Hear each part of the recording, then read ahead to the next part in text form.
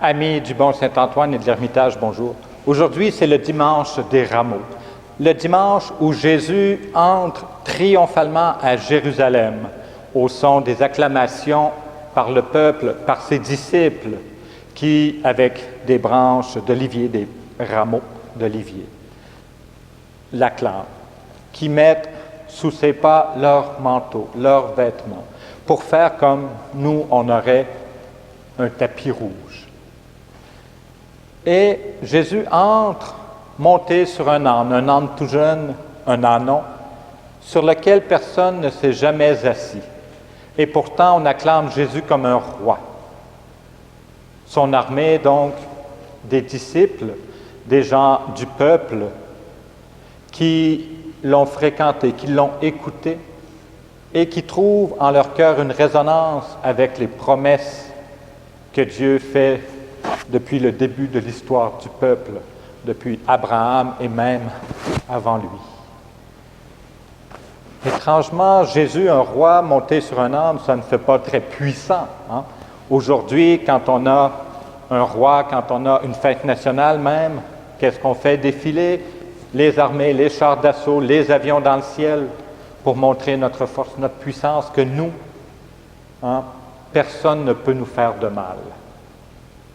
Alors que Jésus, que Dieu en Jésus, entre doucement, humblement, mais il prend sa place. Il ne vient pas prendre la place d'un autre. C'est l'âne sur lequel personne n'est jamais monté avant lui qui nous dit cela.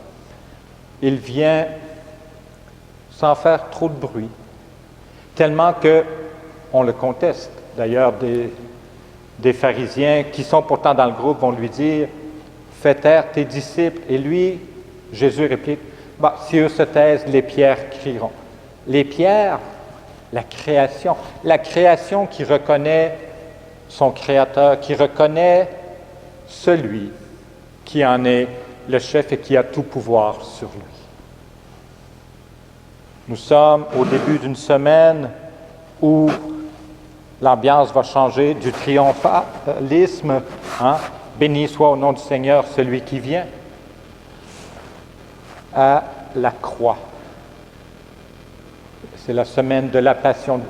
Mais la croix n'est pas le dernier mot. C'est même peut-être la parole la plus forte où Dieu dit son humilité, où Dieu dit qu'il se donne tout entier et qu'il demande à nous recevoir tout entier. Que chacun d'entre nous, les disciples d'aujourd'hui, les baptisés, eh bien, nous ayons une telle confiance en lui, Dieu, comme Jésus a eu, comme lui a eu en Jésus pour accomplir sa mission.